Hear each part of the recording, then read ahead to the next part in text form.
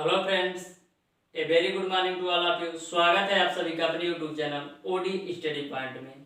तो दोस्तों, आज हमारी साइंस की सेकेंड क्लास है। आज हम लोग सीखेंगे रासायनिक समीकरण के बारे में, यानी कि केमिकल रिएक्शन के बारे में कि केमिकल रिएक्शन होता क्या है, केमिकल रिएक्शन यानी रासायनिक समीकरण की हमें जरूरत क्यों पड़ी, और कोई भी यदि समीकरण अनबैलेंस है तो उसको बैलेंस कैसे करते हैं, और सारी चीजों पर बात करेंगे। तो दोस्तों, वीडियो स्टार्ट करते हैं। रासायनिक समीकरण यानी कि केमिकल रिएक्शन, केमिकल रिएक्शन। अगर हम साधारण भाषा की बोलचाल में रासायनिक समीकरण को एक्सप्लेन करें, रासायनिक समीकरण को अगर हम साधारण भाषा की बोलचाल में इसको एक्सप्लेन करें, जैसे मान लीजिए कोई रासायनिक समीकरण हमको कराना है, जैसे अगर हम अपने शब्दों में बोलो तो ऐसे बोलते हैं कि यदि जिंक ऑक्साइड को सल्फ्यूरिक अम्ल से हमको अभिक्रिया कराना है, तो क्या बोलते हैं कि सबसे पहले हमने दो पदार्थ लिया, जिंक ऑक्साइड और सल्फ्यूरिक अम्ल। अब इन दोनों पदार्थों यानी कि जिंक ऑक्साइड और सल्फ्यूरिक अम्ल को अभिक्रिया कराया तो एक नया उत्पाद जिंक सल्फेट और जल बनकर आया। तो इस कंडीशन में अगर आप इसको शब्दों में विवरण करते हैं या शब्दों में बयां करते हैं तो काफी लेंदी हो जाता है। तो दोस्तों, इन सारी चीजों को संक्षिप्त में करने के लिए हमको रासायनिक समीकरण की आवश्यकता पड़ी। इतनी सी बात आपको समझ में आ गई होगी कि अगर हम किसी रासायनिक समीकरण को अपने शब्दों में व्यक्त करते हैं या उसका विवरण अपने शब्दों में करते हैं तो काफी लेंदी हो जाता है, जैसे मैंने बताया। तो इसको संक्षिप्त में करने के लिए हमको रासायनिक समीकरण की आवश्यकता पड़ी। तो दोस्तों, जैसे कि आप जो है जिंक ऑक्साइड, जिंक ऑक्साइड आपका है zinc oxide, zinc oxide, zinc oxide को सल्फ्यूरिक अम्ल, सल्फ्यूरिक अम्ल, जिंक ऑक्साइड को हमने सल्फ्यूरिक अम्ल से अभिक्रिया कराया तो मेरा जो नया उत्पाद बनकर आ रहा है zinc sulphate, zinc sulphate plus का जल। तो जैसा कि मैंने बताया, अगर आप शब्दों में बयां करते थे तो काफी लेंदी हो जाता था, तो इसको मैंने रासायनिक समीकरण के रूप में लिखा तो इतनी सी छोटी भाषा में चली आई, यानी एक लाइन में आपका आ गया। तो उसी जो आप शब्दों में बयां करते थे तो काफी लेंदी होता था, तो उसको संक्षिप्त में करने के लिए रासायनिक समीकरण की आवश्यकता पड़ी। जैसा कि मैंने रासायनिक समीकरण के रूप में इस तरीके से शब्दों में लिख दिया कि जिंक ऑक्साइड को सल्फ्यूरिक अम्ल के साथ अभिक्रिया कराया तो हमारा जिंक सल्फेट और जल बना। अब यहाँ पर बात ये आती है कि जो आपका जिंक ऑक्साइड है और सल्फ्यूरिक अम्ल और जो जिंक सल्फेट और अम्ल ये है क्या, तो समझिएगा ऐसे पदार्थ जैसे कि इसमें हम जिंक ऑक्साइड और सल्फ्यूरिक अम्ल दो पदार्थ ले रहे हैं, एक जिंक ऑक्साइड और सल्फ्यूरिक अम्ल, इन दोनों की हम रासायनिक अभिक्रिया करा रहे हैं।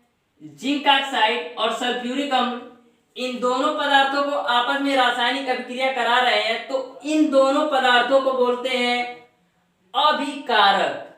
क्या बोला जाता है?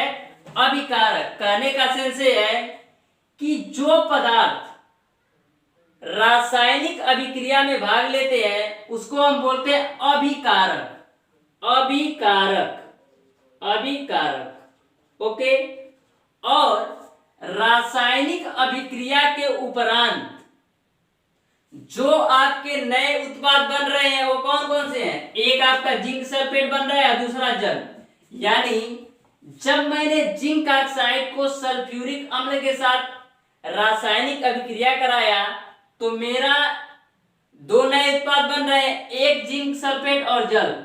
तो रासायनिक अभिक्रिया के उपरांत जो जिंक सल्फेट और जल नए दो पदार्थ बन रहे हैं तो इनको हम बोलते हैं उत्पाद। यहां तक तो आप समझ गए होंगे कि अभिकारक क्या होता है और उत्पाद क्या होता है। रासायनिक और जो आपका तीर का चिन्ह होता है ये हमेशा उत्पाद की तरफ होता है, यानी जिस साइड अभिक्रिया होती है उस साइड हमेशा इस तीर के निशान को इंगेज किया जाता है, यानी कि जो आपका तीर का निशान होता है वो अभिकारक से उत्पाद की ओर शो किया जाता है। जो ऐसे आपका तीर का निशान शो किया गया है अभिकारक से उत्पाद की ओर शो करता है, अभिकारक से उत्पाद की ओर। ओके, यानी जो आपका तीर का सिंबल है वो अभिकारक से उत्पाद की ओर को शो कर रहा है, इंगेज कर रहा है, दर्शा रहा है। ओके, ये तो मैंने शब्दों में लिखा। अगर इसको दोस्तों हम सूत्रों में बयां करें, रासायनिक सूत्रों के रूप में लिखे तो और इसको संक्षिप्त कर सकते हैं।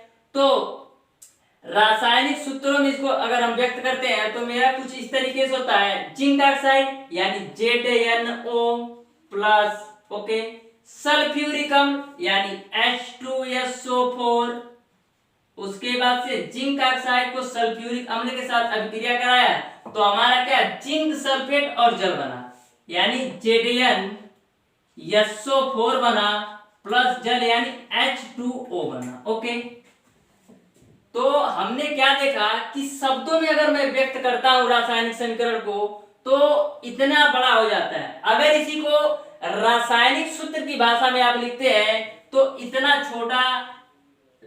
छोटे सीक्वेंस में या छोटे शब्दों में आ जाता है। यहां तक तो आप बात समझ रहे होंगे। अब दोस्तों बात आती है कि जो आपका रासायनिक समीकरण है ये बैलेंस है या नहीं।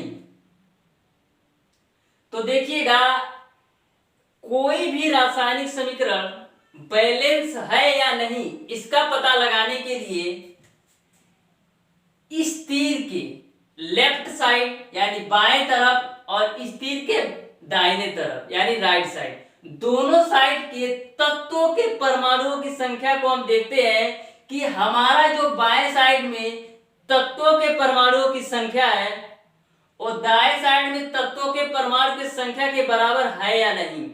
अगर दोस्तों हमारा बाएं साइड के तत्वों के परमाणुओं की संख्या दाएं साइड के तत्वों के परमाणुओं की संख्या के बराबर हो जाता है तो ये हमारा जो रासायनिक समीकरण है संतुलित है यानी बैलेंस है। तो आइए देखते हैं कि जो ये हमारा रासायनिक समीकरण है बैलेंस है या नहीं, संतुलित है या नहीं।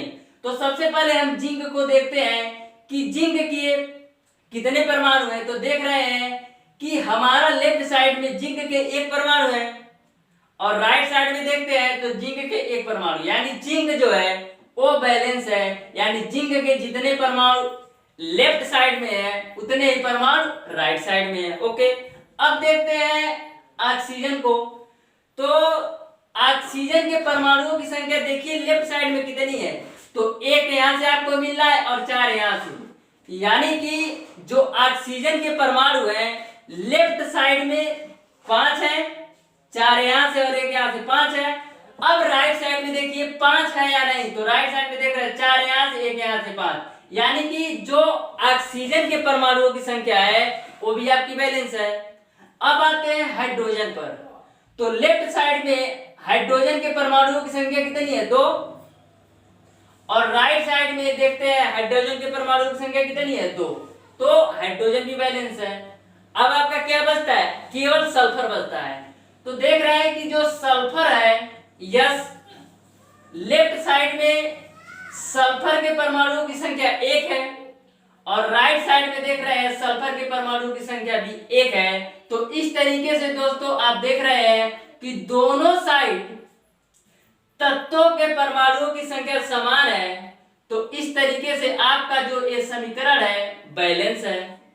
तो इतनी सी बात आपको समझ में आ गई होगी कि कैसे हम चेक करते हैं कि कोई समीकरण बैलेंस है या नहीं, संतुलित है या नहीं। आपको लेफ्ट साइड और राइट साइड, अगर लेफ्ट साइड में तत्वों के परमाणुओं की संख्या राइट साइड के तत्वों के परमाणुओं की संख्या के बराबर हो जाता है तो वो आपका समीकरण बैलेंस हो जाता है। नेक्स्ट टॉपिक आपका है कंकाली रासायनिक समीकरण। कंकाली रासायनिक समीकरण, रासायनिक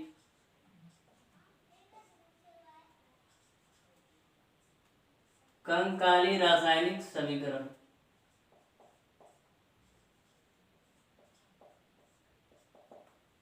देखिए दोस्तों, कंकाली रासायनिक समीकरण वह समीकरण होता है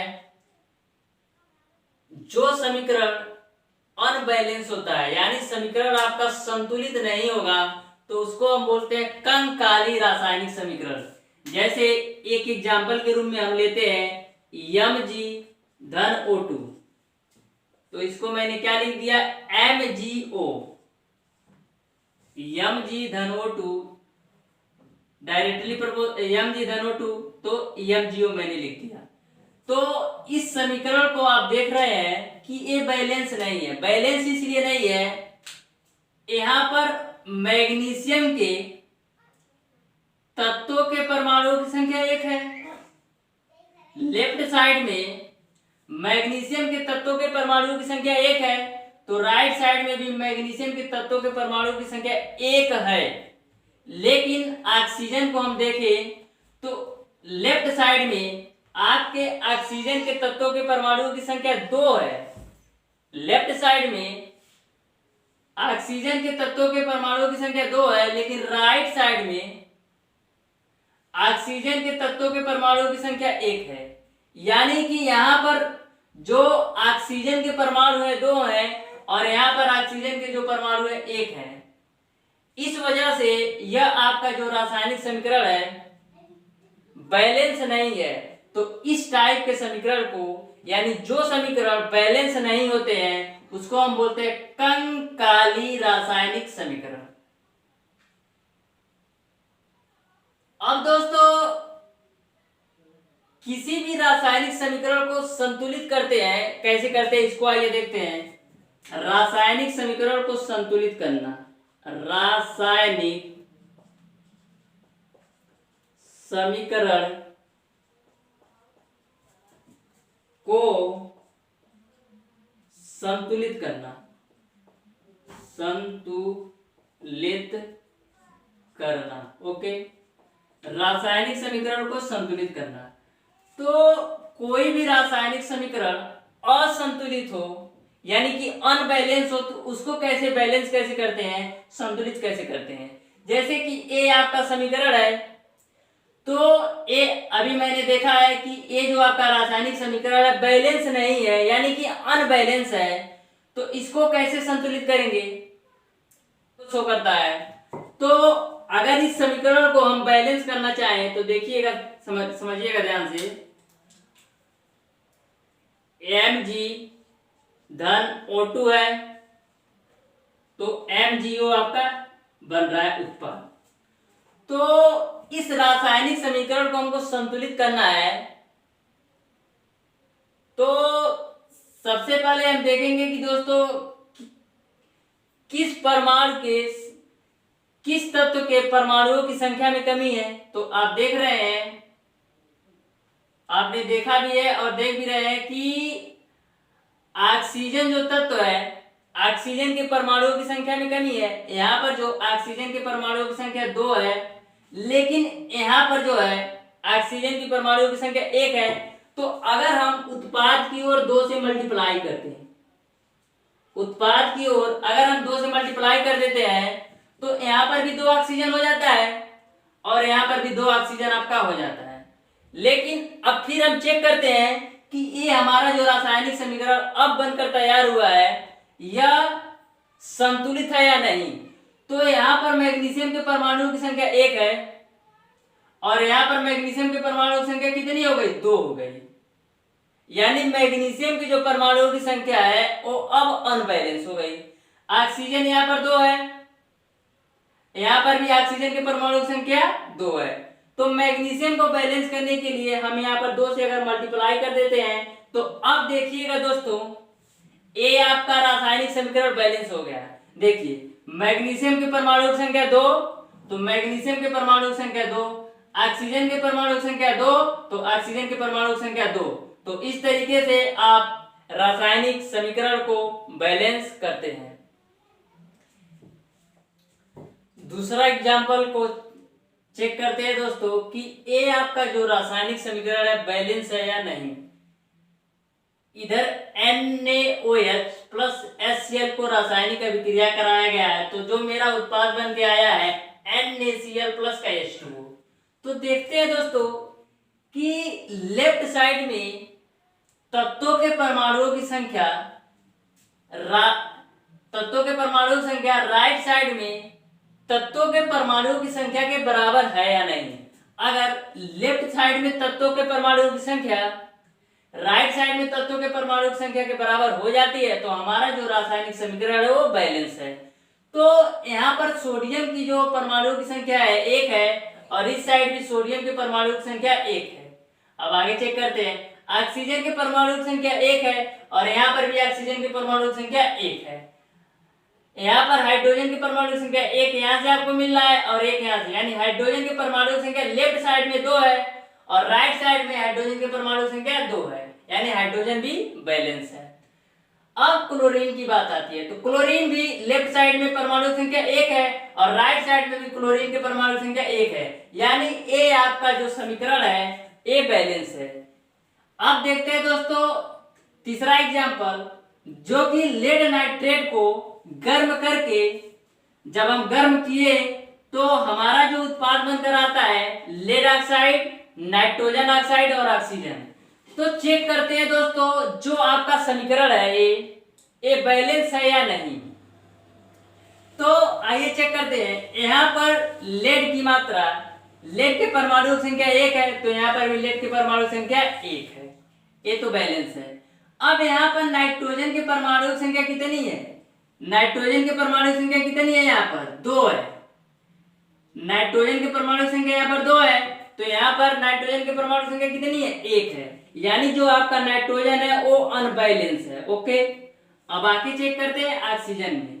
ऑक्सीजन के परमाणु की संख्या इधर कितना है, 6 है और यहाँ पर ऑक्सीजन के परमाणु की संख्या कितनी है, 1 2 3 2 5, यानी इधर हमारे पास ऑक्सीजन के परमाणु की संख्या 6 है और इधर आपके पास ऑक्सीजन के परमाणु की संख्या केवल 5 है, यानी आपका ऑक्सीजन भी अनबैलेंस है। तो यहाँ पर आपके पास प्रश्न ये उठता है कि हम सबसे पहले नाइट्रोजन को बैलेंस करें कि ऑक्सीजन को। तो दोस्तों कभी भी अगर बैलेंस करना हो तो सबसे पहले उस तत्व के परमाणुओं की संख्या को बैलेंस करते हैं जिसकी संख्या ज्यादा हो। तो आप देख रहे हैं कि ऑक्सीजन के परमाणुओं की संख्या ज्यादा है तो सबसे पहले हम ऑक्सीजन को बैलेंस करते हैं। तो आइए ऑक्सीजन को बैलेंस करते हैं। तो PbNO3 का ट्वाइस, तो अगर हम यहाँ पर 2 लगा देते हैं यानी कि जो PbO आपका है लेड ऑक्साइड है इसमें हम 2 से मल्टीप्लाई कर देते हैं तो आपका हो जाता है 2PbO प्लस NO2 प्लस का O2। तो अब चेक करते हैं कि हमारा जो ऑक्सीजन के परमाणुओं की संख्या है लेफ्ट साइड और राइट साइड बराबर हुए या नहीं। अगर बराबर हो गए तो हमारा जो ऑक्सीजन के परमाणु की संख्या है वो बैलेंस हो जाएगा।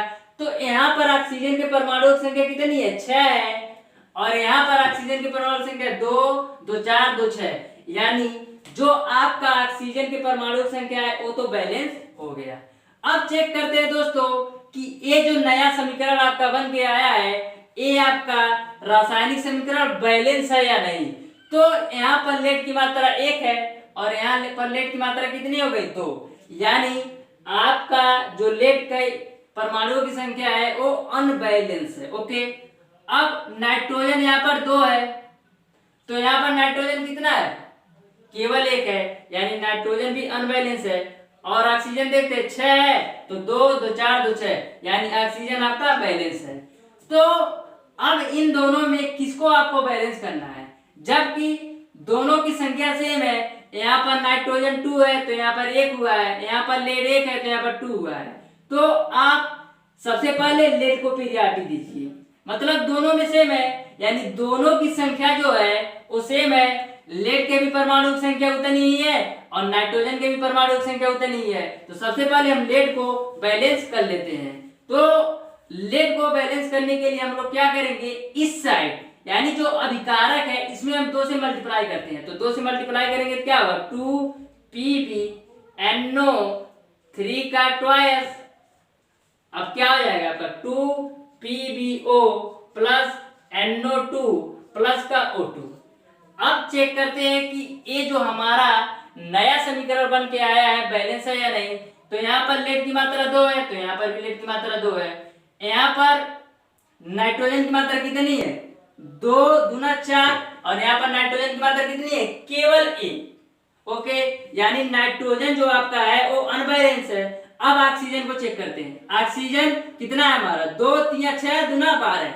कैसे चेक करते हैं, देखिए O3 है ट्वाइस है, यानी 3 दूना 6 इधर से आ गया, 6 गुणे 2 12, यानी ऑक्सीजन कितना हो गया इधर 12। अब इधर चेक करते हैं, 2 2 4 2 6, यानी ऑक्सीजन इधर कितना है, केवल 6, और इधर ऑक्सीजन कितना है 12, यानी आपका ऑक्सीजन भी अनबैलेंस हो गया। तो क्या करते हैं दोस्तों, यहाँ पर नाइट्रोजन की मात्रा कितनी है आपका 4 है, तो यहाँ पर हम 4 से मल्टीप्लाई कर देते हैं। तो अब चेक करते हैं कि हमारा बैलेंस हुआ कि नहीं। तो यहाँ पर लेड 2 है, लेड 2 है, यानी आपका जो लेड है वो बैलेंस है। अब चेक करते हैं नाइट्रोजन, तो नाइट्रोजन 2 2 2 4, यानी यहाँ पर जो लेफ्ट साइड है उसमें नाइट्रोजन के परमाणुओं की संख्या 4 है, और इधर चेक करते हैं तो नाइट्रोजन के परमाणु की संख्या 4 है, यानी आपका नाइट्रोजन भी बैलेंस हो गया। अब ऑक्सीजन की बारी आती है, तो ऑक्सीजन के परमाणु की संख्या कितनी है लेफ्ट साइड में, 3 दूना 6 दूना 12, यानी लेफ्ट साइड में ऑक्सीजन के परमाणु की संख्या 12 है। अब राइट साइड में चेक करते हैं तो 2 और 4 दूना 8, 8 2 10 2 12, यानी आपका जो ऑक्सीजन है वो भी बैलेंस हो गया। अब देख रहे हैं दोस्तों कि ये जो आपका पूरा रासायनिक समीकरण है पूरी तरह से बैलेंस है, कोई भी प्रॉब्लम नहीं है, यानी जितने लेफ्ट साइड में तत्वों के परमाणुओं की संख्या है उतनी ही राइट साइड में तत्वों के परमाणुओं की संख्या है। इस तरीके से आपका जो ये रासायनिक समीकरण है बैलेंस हो गया। तो दोस्तों इसी तरीके से आपको अगर कोई भी रासायनिक समीकरण बैलेंस करने के लिए आता है तो उसको आप बैलेंस करेंगे। 1-2 बार दोस्तों 2-3 एग्जाम्पल आप बैठ कर अच्छी तरीके से पेन और कॉपी पर करेंगे तो हर एक चीज आपको क्लियर हो जाएगा। स्टेप बाय स्टेप आपको केवल करना है। अब आगे देखते हैं, रासायनिक समीकरण में भौतिक अवस्थाओं के संकेत। रासायनिक समीकरण में जो भौतिक अवस्थाओं का संकेत दिया जाता है जैसे यस यल और उसके बाद से AQ करके, इनका सेंस क्या होता है उसको हमको समझना है। जैसे आपका सोडियम यहाँ पर सॉलिड के रूप में लिया गया है और यहाँ पर जो जल है वो तो लिक्विड है, यानी सोडियम और लिक्विड 2 रासायनिक पदार्थ है, इनको आपस में अभिक्रिया कराया जा रहा है। तो हमारा सोडियम हाइड्रोक्साइड प्राप्त हो रहा है जो कि एक्वा के रूप में, और जो आपका हाइड्रोजन प्राप्त हो रहा है वो गैस के रूप में। यहाँ पर जो सोडियम है वो सॉलिड स्टेट में है और जो आपका H2 है वो है यानी जल जो है वो लिक्विड के रूप में।